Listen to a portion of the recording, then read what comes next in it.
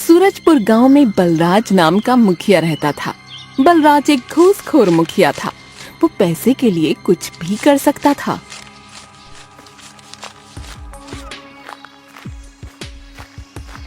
नमस्कार सरकार। नमस्कार बंसी, और बताओ कैसे आना हुआ? वो सरकार, हमारे गांव में भारी बारिश के कारण सड़कों पर पानी भर गया है। लोग बोल रहे हैं कि उनको पक्की सड़क चाहिए। अरे लोगों का दिमाग खराब हो गया है, हैं? अरे हम मुखिया अपने लिए बना हूँ या उनके लिए? उनके लिए सरकार। क्या कह रहा है रे बुड़बक, हैं? मेरा मतलब सरकार अपने लिए। हाँ तो फिर? लेकिन सरकार, लोग बोल रहे हैं कि रास्ते में पानी भरने के कारण उनके साथ कोई दुर्घटना भी हो सकती है। अरे ज्यादा से ज्यादा क्या होगा, 1-2 बच्चा लोग निपट जाएंगे। अरे उनके परिवार को 1-1 लाख रुपया देकर उनका मुंह बंद कर देंगे, और क्या। लेकिन सरकार, आप सड़क बनवा क्यों नहीं देते? अरे बुड़बक, सड़क बनवाने में कम से कम 40 से 50 लाख रुपए लगेंगे। इससे मुझे लाखों का नुकसान हो जाएगा। जितना मैं सोचता था, ये बलराज तो उससे भी बड़ा कमीना है। क्या हुआ रे बंसी? कुछ नहीं सरकार, मैं तो ये सोच रहा था कि आपका दिमाग बहुत तेज है। और नहीं तो क्या, हम ऐसे ही मुखिया थोड़ी बने हैं। उसी गांव में विजय नाम का एक व्यक्ति रहता था। विजय पेशे से एक पत्रकार था। विजय गांव में सबसे ज्यादा पढ़ा लिखा व्यक्ति था और वो गांव वालों की परेशानियों को भी समझता था। विजय, घर पर हो क्या भाई? क्या हो गया गांव वालों, आप सभी एक साथ मेरे घर पर? हमें आपकी मदद चाहिए भैया। कैसी मदद, बताइए। आपको तो पता ही है कि इस बार हमारे गांव में कितनी बारिश हुई है। अब बारिश के कारण जगह जगह रास्तों में पानी भर गया भैया। तो आप लोगों ने मुखिया जी से इसकी शिकायत की? हाँ भैया, हमने कई बार उनके सेक्रेटरी से शिकायत की है, लेकिन कुछ नहीं हो रहा है। चुनाव के दौरान मुखिया जी ने हमसे वादा किया था कि इस बार वो हमारे गाँव में पक्की सड़क बनवा देंगे। तुम शायद भूल रहे हो, मुखिया जी पिछले 2 चुनाव से यही वादा करते आ रहे हैं। लेकिन इसमें मुखिया जी की कोई गलती नहीं है, आप लोगों की गलती है। और इसमें हमारी क्या गलती है भैया? तुम लोगों ने मुफ्त की बिजली, मुफ्त की शराब के लिए चुनाव के दौरान मुखिया जी को लूटा था। बस इस बार मुखिया जी का नंबर है आप लोगों से अपना हिसाब बराबर करने का। विजय की ये बात सुनकर सभी लोग चुप हो जाते हैं। क्या हुआ, आप लोग चुप क्यों हो गए? हमें अपनी गलती का एहसास हो गया है भैया, लेकिन अब हम क्या करें? अभी भी कुछ नहीं बिगड़ा। ऐसा करते हैं, हम सबको मिलकर मुखिया जी के घर चलना चाहिए। हाँ भाई, तुम सही बोल रहे हो, हमें मुखिया जी के घर चलना चाहिए। विजय अपना कैमरा लेकर कुछ गांव वालों के साथ मुखिया के घर जाता है। हमारी मांगे पूरी करो मुखिया जी। मुखिया जी को बुलाओ, हमें मुखिया जी से बात करनी है। मुखिया जी अभी किसी जरूरी काम में व्यस्त है। अरे मुखिया जी को बाहर बुलाते हो या हम अंदर जाएं? फिर बंसी थोड़ा दूर जाकर मुखिया को फोन करता है। अरे मुखिया जी, भीड़ बेकाबू हो रही है, आपको जल्दी ही कुछ करना होगा। अरे वो चिल्लाते हैं, चिल्लाने दो। मरते हैं, मर जाने दो। चीखेंगे चिल्लाएंगे, बाद में खुद ही चले जाएंगे। थोड़ी देर लोग मुखिया के घर के बाहर ही इंतजार करते हैं। लगता है ये मुखिया बाहर नहीं आएगा। हाँ, काम का भी समय हो रहा है, अब हमें चलना चाहिए। फिर धीरे धीरे सभी लोग अपने घर वापस चले जाते हैं। मान गए सरकार आपकी बुद्धि को। वो तो ठीक है बंसी, लेकिन मेरी समझ में एक बात नहीं आ रही। कौन सी बात सरकार? जहाँ तक मैं जानता हूँ, गांव के लोगों में इतनी हिम्मत तो नहीं है कि वो हमारे खिलाफ आवाज उठा सके। तो फिर आज क्या हो गया इन सबको? सरकार, आप सही बोल रहे हो। गांव वालों को वो है ना, वो विजय वही लेकर आया था। क्या कहा? वो 2 कौड़ी का पत्रकार विजय वो लेकर आया रहा गांव वालों को हमारे घर? जी सरकार, उसी ने गांव वालों को आपके खिलाफ भड़काया है। इस विजय का कुछ करना पड़ेगा, नहीं तो इस ससुरा हमारा जीना हराम कर देगा। विजय, मैंने सुना कि तू गांव वालों के लिए मुखिया से पंगा ले रहा है। हाँ माँ, तुमने सही सुना है। अरे तुझे पता भी है मुखिया कितना खतरनाक आदमी है? इसमें डरने वाली क्या बात है माँ? मेरे पास भी जनता की ताकत और उनका सहयोग है। मेरी बात मान ले बेटा, अभी भी समय है, तू पीछे हट जा। नहीं माँ, मैं एक पत्रकार हूँ। मेरा फर्ज बनता है कि मैं लोगों की परेशानी समझूं और उसका कोई समाधान निकालूं। वो दोनों आपस में बात कर ही रहे थे, तभी वहाँ विजय के पिता आते हैं। अरे मर गया रे। अरे क्या हो गया जी आपको? अरे क्या बताऊं विजय की माँ, रास्तों में इतने गड्ढे हो गए हैं कि बस गलती से गड्ढे में गिर गया। अरे तो चलिए जल्दी अस्पताल चलते हैं। नहीं, मैं अभी अस्पताल से ही आ रहा हूँ। क्या कहा जी डॉक्टर ने? आपको ज्यादा चोट तो नहीं आई ना? अरे डॉक्टर तो तब बताएगा ना जब वो होगा। क्या मतलब पिताजी? अस्पताल के कर्मचारी ने बताया कि डॉक्टर साहब 2 बजे के बाद आएंगे। अरे ये क्या बात हुई, जबकि डॉक्टर के आने का समय तो 10 बजे का है। वो तो पता नहीं बेटा, लेकिन रास्तों पर इतने गड्ढे हो गए हैं कि पता ही नहीं चलता कि सड़क पर गड्ढे हैं या गड्ढे में सड़क।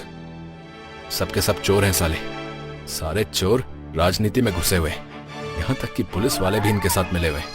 आम आदमी अपनी समस्या लेकर जाए तो जाए कहाँ। विजय गुस्से से बाहर चला जाता है। अरे विजय भैया क्या हो गया? अरे तुम इतने गुस्से में काहे हो? अरे क्या बताऊं बिरजू। फिर विजय बिरजू को सारी बात बताता है। अरे भाई, गांव की सभी सरकारी सुविधाओं का यही हाल है। हाँ भाई, तुम सही बोल रहे हो। अस्पतालों में मरीजों के लिए बेड नहीं है, सरकारी राशन के गोदाम में राशन नहीं है और अच्छे स्कूल नहीं है। हमें इन परेशानियों को कम करने के लिए सबसे पहले मुखिया जी से बात करनी होगी। भैया, अगर हम मुखिया जी से इन सब के बारे में पूछते हैं तो वो हमें सीधे तरीके से जवाब नहीं देते, गोल गोल बातें करके हमें गुमराह कर देते हैं। तुम्हारी बात तो ठीक है, लेकिन हमें किसी तरह से मुखिया जी से बात करनी होगी। तभी विजय के दिमाग में एक तरकीब आती है और एक गांव वाले के कान में वो कुछ कहता है। हाँ विजय भैया, आपने बिल्कुल सही कहा। अब आएगा वो मुखिया हमारी पकड़ में। हाँ अगले दिन बिरजू मुखिया के घर जाता है। अरे नमस्ते मुखिया जी। नमस्ते नमस्ते बिरजू, और बता कैसे आना हुआ? वो मुखिया जी, विजय भैया पूरे गांव वालों के सामने आपको सम्मानित करना चाहते हैं। हाँ, क्या मतलब तेरा? मैं कुछ समझा नहीं। अरे वो आपको तो बताइए ना, विजय भैया टीवी चैनल में काम करते हैं, तो वो लाइव टीवी पर आपका इंटरव्यू लेना चाहते हैं। टीवी का नाम सुनकर मुखिया बहुत खुश हो जाता है। हाँ सच में? अब वो हमारा टीवी पर इंटरव्यू लेगा? हाँ मुखिया जी, आपको पूरी दुनिया टीवी पर लाइव देखेगी। ठीक है, तू जाकर विजय को बोल दे कि हम इंटरव्यू देने के लिए आ रहा हूँ। हाँ ठीक है मुखिया जी। इतना बोलकर बिरजू वहाँ से चला जाता है। अरे वाह, आज हमारा टीवी पर इंटरव्यू होगा। हाँ, आज हमारे सामने जो व्यक्ति बैठे हैं, इन्हें किसी परिचय की जरूरत नहीं है। आप सभी इन्हें अच्छे से जानते हो। नमस्कार मुखिया जी। हाँ नमस्कार नमस्कार। मुखिया जी, हर बार चुनाव में आने वाले मुखिया हमारी समस्याओं का हल करेंगे, ऐसा सोचकर सब लोग अपना वोट देते हैं, लेकिन हर बार जनता को निराशा ही मिलती है। आपके राज में भी ऐसा ही हो रहा है? इंटरव्यू बोलकर ये तो डिबेट करने लग गया। अरे लगता है तुम अपने घर से बाहर ही नहीं निकलते हो। आज हमारे गांव में 2 अस्पताल हैं और 2 बड़े स्कूल हैं, लेकिन अच्छा एक भी नहीं है। हमारे गांव में 4 घंटे बिजली आती है, दूसरे गांव में 8 घंटे आती है। मिस्टर विजय, पहले अपने आंकड़े साफ करो फिर बात करो। हमारे गांव में अभी तक पक्की सड़क क्यों नहीं बनी? जनता का आरोप है कि सरकार से मिलने वाले पैसों को आपके लोग आपस में बांट कर खा गए। अरे बाप रे, ये तो धोती खोल रहा है। सड़क की शिकायत लेकर लोग आपके पास आए थे, लेकिन आपने उनकी बात तक नहीं सुनी। अरे तुम्हें क्या लगता है मैंने कुछ नहीं किया उस दिन? जी हाँ मुखिया जी, उस दिन आपने कुछ नहीं किया। तुम्हारे पास कोई सबूत है कि मैंने उस दिन कुछ नहीं किया? जी मुखिया जी, मेरे पास सबूत है। फिर विजय अपने फोन में एक वीडियो चलाता है। अरे मुखिया जी, भीड़ बेकाबू हो रही है, आपको जल्दी कुछ करना होगा। अरे वो चिल्लाते हैं तो चिल्लाने दो, मरते हैं तो मर जाने दो। चीखेंगे चिल्लाएंगे, बाद में खुद ही चले जाएंगे। अरे तुम्हें पता भी है हमारे ऊपर कितनी जिम्मेदारी रहती है। जल्दीबाजी में मैं एक तरफा फैसला नहीं ले सकता हूँ। हाँ बता रहा हूँ, बस एक दिन मुखिया बनकर देखो, आटे दाल का भाव पता चल जाएगा। हाँ मुखिया जी, आप जो बोल रहे हो वो बहस के लिए, सुनने के लिए अच्छा है, लेकिन प्रैक्टिकल नहीं है। अरे बिल्कुल प्रैक्टिकल है। हाँ बताओ, बनोगे एक दिन का मुखिया? मुखिया की ये बात सुनकर विजय सोच में पड़ जाता है। क्या हुआ, निकल गई ना हवा? ठीक है मुखिया जी, मैं तैयार हूँ। विजय की ये बात सुनकर मुखिया डर जाता है, लेकिन मुखिया अब मजबूर था। ठीक है, कल से तुम पूरे 24 घंटे के लिए गांव के मुखिया हो, ठीक है? नमस्कार। इतना बोलकर मुखिया वहाँ से चला जाता है। अगले दिन सुबह बंसी विजय के घर आता है। नमस्कार सरकार। नमस्कार बंसी, तुम जल्दी से मुझे उन योजनाओं की सूची दो जिन योजनाओं का मुखिया ने वादा किया था, लेकिन अभी तक पूरे नहीं किए। फिर बंसी विजय को एक रजिस्टर देता है। इस रजिस्टर में मुखिया जी की सारी योजनाएं हैं। विजय योजनाओं को पढ़ने लगता है। ये क्या? इसमें जितनी योजनाएं लिखी हैं, उनसे आधी योजनाएं भी मुखिया ने लागू नहीं की। अरे इनमें आधी से ज्यादा योजनाओं के बारे में खुद मुखिया जी भी नहीं जानते होंगे। तुम ऐसा करो बंसी, तुम गांव में इन योजनाओं का ऐलान कर दो, मैं जल्द ही इन योजनाओं को लागू करूंगा। ठीक है मुखिया जी। विजय बंसी के साथ पूरे गांव में निकल जाता है और लोगों की परेशानी सुनता है और सबकी परेशानी एक रजिस्टर में लिखता है। मुखिया जी, कुल मिलाकर हमारे पास 40 लोगों की परेशानी आई है और सबकी परेशानी एक ही है। ठीक है, मैं अभी सबकी परेशानी खत्म कर देता हूँ।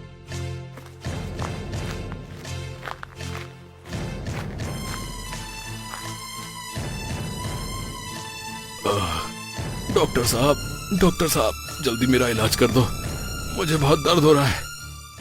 हाँ हाँ रुको रुको। डॉक्टर उसे नजरअंदाज करके फोन पर बात करता रहता है। मुझे बहुत दर्द हो रहा है डॉक्टर साहब। अरे तुझे दिखता नहीं मैं फोन पर बातें कर रहा हूँ? कल से फोन पर ही बात करना, अस्पताल आने की जरूरत नहीं है तुझे। तेरी हिम्मत कैसे हुई मुझसे ऐसे बात करने की? कौन है रे तू? इस गांव का मुखिया।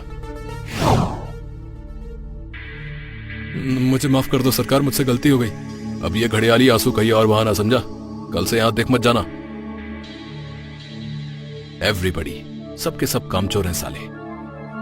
गांव वालों, आज मैंने मुखिया बनकर आप लोगों की ज्यादा से ज्यादा परेशानी कम करने की कोशिश की है। उम्मीद है आप सभी को मेरा काम अच्छा लगा होगा। अगर मुझसे अनजाने में कोई गलती हो गई हो तो मुझे माफ करना। इतना बोलकर विजय अपने घर आ जाता है।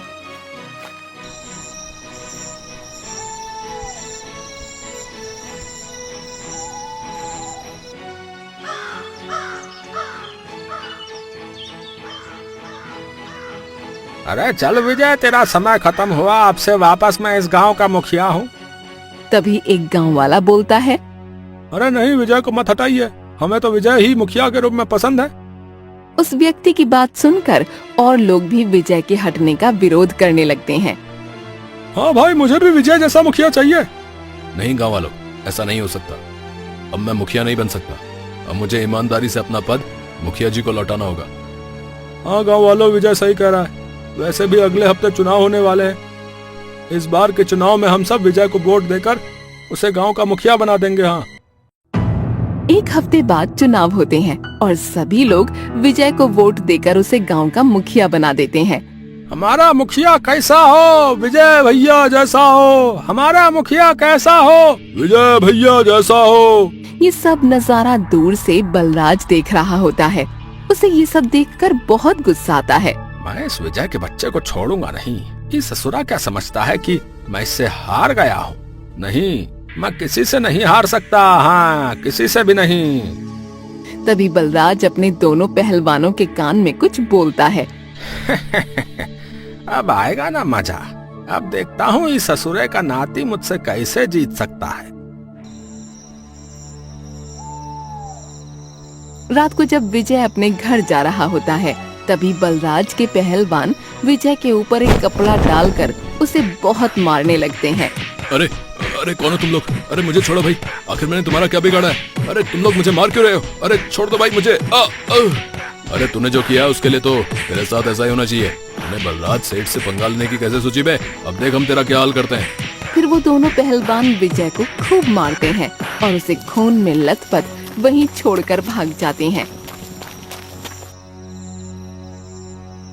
तभी वहाँ से बिरजू जा रहा होता है। अरे भाई, हमारे गांव में ऐसा कौन आ गया जो इतने नशे में यहाँ पड़ा हुआ है? फिर बिरजू विजय के पास जाता है तो उसे देखकर हैरान हो जाता है। अरे ये तो विजय भैया है, और इनकी ये हालत किसने की? मुझे इनको लेकर अभी अस्पताल जाना होगा।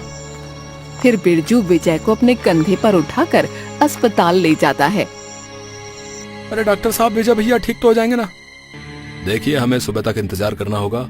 जब तक उन्हें होश नहीं आता तब तक हम कुछ नहीं बोल सकते, क्योंकि उनके शरीर से बहुत खून बह चुका है। फिर बिरजू भागता हुआ विजय के घर जाता है और उसके माँ बाप को सब कुछ बता देता है। हे भगवान, ये क्या हो गया? आखिर मेरे बेटे के साथ ऐसा किसने किया? अरे सीमा, ऐसे मत रो। अगर हमारा विजय तुम्हें ऐसी हालत में देखेगा तो उसे क्या अच्छा लगेगा? है, हमें जल्द ही अपने बेटे विजय के पास जाना होगा। बिरजू, बिरजू, हमें हमारे बेटे विजय के पास ले चल। जी माँ जी, आप मेरे साथ चलिए। फिर बिरजू विजय के माँ बाप को लेकर अस्पताल पहुँच जाता है और उधर बलराज की खुशी का तो ठिकाना ही नहीं था। अरे वाह मेरे पहलवानों, आज तुमने मुझे बहुत खुश कर दिया। तुमने हमरे रास्ते के कांटे को निकाल दिया। अब मैं देखता हूँ कि ससुरे गांव वाले अब क्या करते हैं। जी सरकार, अब तो आपको मुखिया बनने से कोई नहीं रोक सकता। अब तो वो विजय स्वर्ग की यात्रा पर निकल चुका होगा बेचारा। वो तीनों जोर जोर से हंसने लगते हैं और उधर बेचारे विजय के माँ बाप की वो काली अंधेरी रात कटनी मुश्किल हो रही थी।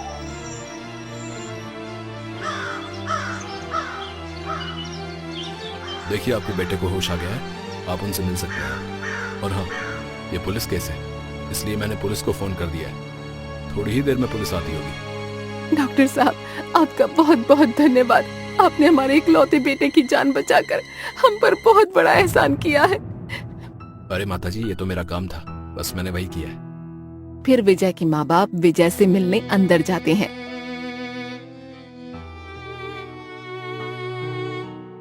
कि तभी थोड़ी देर में वहाँ पुलिस भी आ जाती है। देखिए विजय जी, हमें आपका बयान लेना होगा। क्या आप हमें बता सकते हैं कि आपके साथ ये सब कैसे हो लिया और किसने किया? फिर विजय इंस्पेक्टर को सब बताता है। ठीक है, हमने आपका बयान ले लिया है, लेकिन आपको पता है कि ये सब आपके साथ किसने किया? जी इंस्पेक्टर, मेरे साथ ये सब बलराज के आदमियों ने किया है। लेकिन आप इतने यकीन से कैसे कह सकते हैं कि ये सब बलराज के आदमियों ने किया है? इंस्पेक्टर, पूरे गांव में बलराज का साथ सिर्फ उसके वो मुश्तंडे आदमी ही दे सकते हैं, और वैसे भी मैं आवाज पहचान सकता हूँ। मुझे पूरा यकीन है कि ये सब उन दोनों ने बलराज के कहने पर किया है। आप निश्चिंत हो जाइए, अब उस बलराज और उसके मुश्तंडों को तो हम संभाल लेंगे। रे हवलदार, जल्दी से जीप निकालो, हमें अभी बलराज के घर जाना होगा। फिर इंस्पेक्टर सीधा बलराज के घर पहुंच जाता है। इंस्पेक्टर को देखकर बलराज के तो होश ही उड़ जाते हैं। अरे इंस्पेक्टर साहब, आप आज हमारे यहाँ? अरे कुछ काम था? बलराज जी, आप और आपके ये पहलवानों के ऊपर जो है ना, विजय को जान से मारने का आरोप है। हाँ क्या? अरे भैया, आप क्या कह रहे हैं? भला मैं या मेरे आदमी ऐसा क्यों करेंगे? लगता है आपको कोई गलतफहमी हुई है। देखिए, विजय ने खुद हमें बयान में बताया है कि ये उसके साथ आपके आदमियों ने ही किया है। क्या विजय ने खुद बोला है? जी बलराज जी, आप लोगों को हमारे साथ चलना होगा, चलो। इंस्पेक्टर से इतना सुनकर बलराज अपने आदमियों की ओर देखने लगता है। नालायको, तुमने तो कहा था कि तुमने खुद देखा था कि वह मर गया है। सेठ जी, हमने खुद देखा था वो मर गया था। तो फिर इंस्पेक्टर साहब को क्या विजय के भूत ने हमारे बारे में बताया? सेठ जी, हो सकता है कि क्या पता वो विजय का भूत हो। अबे कैसे गधों को मैंने पाल रखा है। हे भगवान, इन ससुरों को एक काम सौंपा रहा, इनसे वो भी ठीक से नहीं हुआ। अरे अब तुम लोगों की बातें खत्म हो ली तो फिर चलें थाने। फिर इंस्पेक्टर उन तीनों को पकड़कर जेल में बंद कर देता है और थोड़े ही दिन में विजय ठीक हो जाता है। विजय भैया की जय हो, जय हो विजय भैया की। हमारा नेता कैसा हो? विजय भैया जैसा हो। हमारा नेता कैसा हो? विजय भैया जैसा